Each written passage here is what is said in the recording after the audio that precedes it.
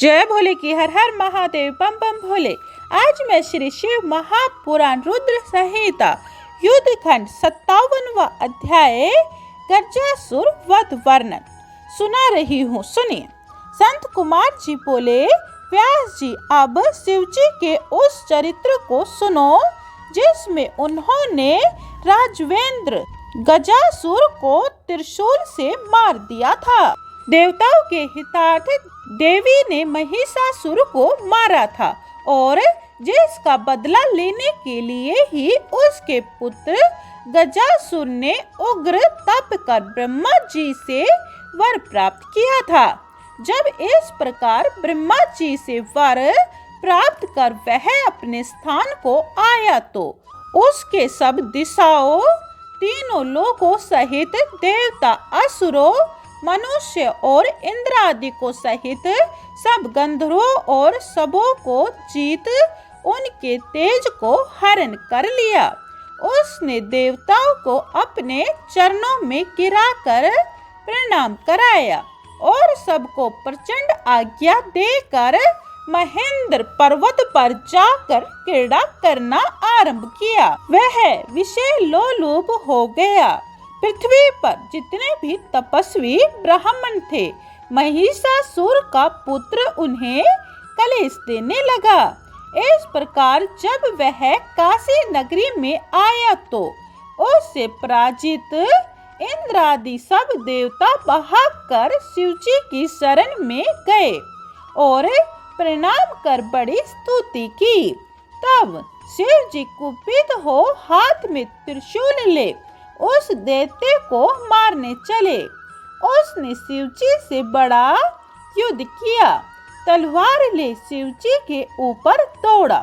शिव जी ने त्रिशूल उठाकर उसका सिर छेदन कर दिया, परंतु शिव जी को अपना स्वामी मानकर उनकी अनेक प्रकार से स्तुति करने लगा। शिव जी शीघ्र ही प्रसन्न हो उसे वर देने लगे। उसने कहा, यदि आप प्रसन्न है तो मुझे मारकर मेरी उस देह को अपना ओढ़ना बनाइए तथा कृत्यवासा नाम कीजिए।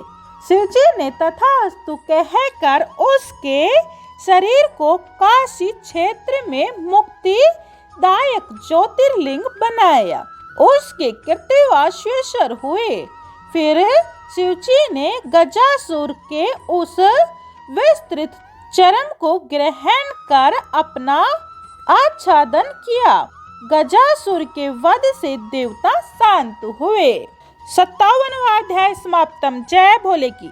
58वां अध्याय निहवाद वध। सुनिए। संत कुमार जी बोले, व्यास जी अब दुंदुभि व्याहद का चरित्र कहता हूँ कि जिसे महादेव जी ने मारा था। जब विष्णु द्वारा दिति का महाबली पुत्र हिरण्याक्ष दैत्य मारा गया तो उसके कारण दिति को बड़ा दुख हुआ। तब दुंदुभि निषाद ने आकर दिति को बड़ा आश्वासन दिया और देवता किस प्रकार जीते जाएंगे इस पर विचार किया। उसने कहा, इसमें ब्राह्मण आदि कारण हैं। दुंदुभि निषाद ने ब्राह्मणों का ही संहार करना चाहा, क्योंकि देवता तो भोग भोगी हैं और यज्ञ वेदों से उत्पन्न हुए हैं तथा ब्राह्मण इसके आधार पर है। इस प्रकार देवताओं को ब्राह्मणों का बल है। यदि ब्राह्मण कष्ट हो जाएंगे तो वेद स्वयं ही नष्ट हो जाएंगे। यज्ञ को नाश होने से देवता भोजन रहित हो जाएंगे और तब इन्हें सुगमता से जीता जा सकता है। ऐसा निश्चय कर वह दुष्ट फिर विचार करने लगा। तपशील ब्राह्मणों की खोज की। उसे ज्ञात हुआ कि अधिक ब्राह्मणों की भूमि काशी है, अतः पहले उसे जीत कर फिर दूसरे तीर्थ स्थानों को जाऊंगा। दुंदुभि निषाद काशी में आ ब्राह्मणों को मारने लगा। जो ब्राह्मण कुशा और समाधि लेने वन जाते वह आकर सबको वहीं खा जाता। वह कभी वनचर और कभी जलधर होकर विचरता रहता। वह मायावी अदृश्य रूप दैत्य कभी देवताओं की दृष्टि में नहीं आता। दिन में मुनियों की तरह ध्यान लगाकर मुनियों के मध्य में बैठ जाता और रात्रि में ब्राह्मणों की पर्णशाला में प्रवेश कर निर्जन देख व्याघ्र का रूप धारण कर ब्राह्मणों को फाड़ कर खा लेता। इस प्रकार उस दुष्ट ने बहुत से ब्राह्मण मार डाले। एक समय शिवरात्रि में एक शिव का भगत शंकर की पूजा करके ध्यान करने लगा। तब वह दैत्य व्याघ्र रूप धारण किए था, परंतु ब्राह्मण तो शिव मंत्र रूपी कवच धारण किए था, जिससे वह उस शिव भक्त को न खा सका। इससे भगवान शंकर कुपित हो उसे वध करने की इच्छा करने लगे। फिर भक्तों की रक्षा में चतुर बुद्धि वाले भगवान शंकर ब्राह्मण के उसी पूजित लिंग में प्रकट हो गए। तब शंकर जी को प्रकट हुआ देख वह दैत्य उसी रूप में इतना बड़ा ही पर्वत के समान हो गया, परंतु शिवजी ने एक ही मुष्टिक मारकर उसके जीवन का अंत कर दिया। उसकी भयानक चिंगाड़ से आकाश व्याप्त हो गया।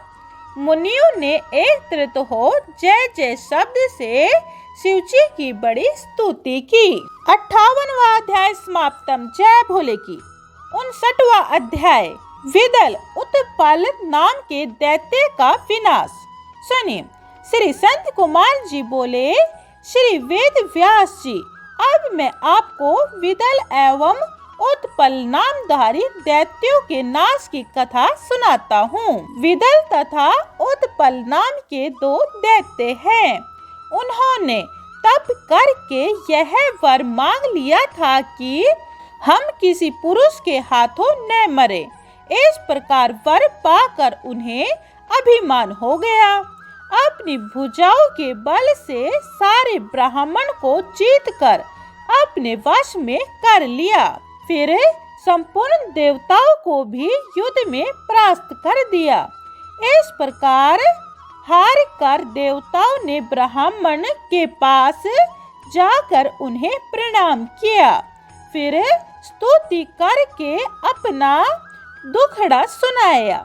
यह सुनकर ब्रह्मा जी बोले, देवताओं, यह दोनों दैत्य जगत जननी पार्वती से मारे जाएंगे। इस समय तुम लोग धैर्य धारण करके भगवान शंकर का स्मरण करो। ये भक्त भयहारी हैं, तुम्हारे सब प्रकार के दुख हरण कर देंगे। श्री संत कुमार जी बोले, व्यास जी, जब देवताओं ने ऐसा सुना तो शिव शिव कहते हुए अपने अपने लोकों में सभी देवता चले गए। इसके बाद एक दिन नारद जी उन दैत्यों के पास पहुँचे और श्री पार्वती के रूप की आकर प्रशंसा की। भगवान शंकर की प्रेरणा ही ऐसी थी। उस रूप की प्रशंसा सुनकर दैत्य कामदेव से पीड़ित हुए। फिर पार्वती जी को हरण करने की इच्छा करके प्रयत्न करने लगे। एक समय की बात है कि जब भगवान शिव विहार कर रहे थे एवं श्री पार्वती जी अपनी सखियों के साथ गेंद उछाल रही थी, तब इस दृश्य को देखकर वे दोनों दैत्य अपनी माया द्वारा शिवगण का रूप धारण कर आकाश से नीचे उतरे और चंचलता के साथ कटाक्ष करते हुए श्री पार्वती जी को देखने लगे। तब श्री महादेव जी जान गए कि दोनों दैत्य हैं और माया से ही अपना रूप मेरे गणों का धर रखा है। यही बात इशारे से भगवान शंकर ने श्री पार्वती जी को समझा दी। तब श्री पार्वती ने खेलते खेलते अपनी गेंद उन दैत्यों पर फेंकी। गेंद के लगने की देर थी कि वे दोनों दैत्य चक्कर काट कर पृथ्वी पर गिर पड़े और उनके प्राण निकल गए। तब तो वह गेंद लिंग रूप से दर्शन देने लगी। ज्येष्ठेश्वर के पास कंदुकेश्वर नाम से वह स्थान प्रसिद्ध हो गया। उस समय वहाँ शिवलिंग के प्रकट हो जाने के कारण विष्णु ब्रह्मादिक देवता वहाँ आए। भगवान शंकर को प्रणाम एवं स्तुति आदि करके प्रसन्न किया। शंकर द्वारा वरों को प्राप्त करके अपने अपने लोकों को चले गए। इति श्री शिव महापुराणे गर्त रुद्र संहिता युद्ध खंड संपूर्ण। जय भोले की हर हर महादेव बम बम भोले। आज हमारा श्री शिव महापुराण रुद्र संहिता युद्ध खंड समाप्त हो गया है। कल से हम शिव महापुराण उत्तरार्ध सत रुद्र संहिता आरंभ करेंगे। प्रथम अध्याय शिव के 5 अवतारों को पढ़ेंगे। जय भोले की हर हर महादेव बम बम भोले। अगर आपको हमारी वीडियो पसंद आई हो तो लाइक शेयर और सब्सक्राइब जरूर करें। कमेंट में जय भोले की लिखें। जय भोले।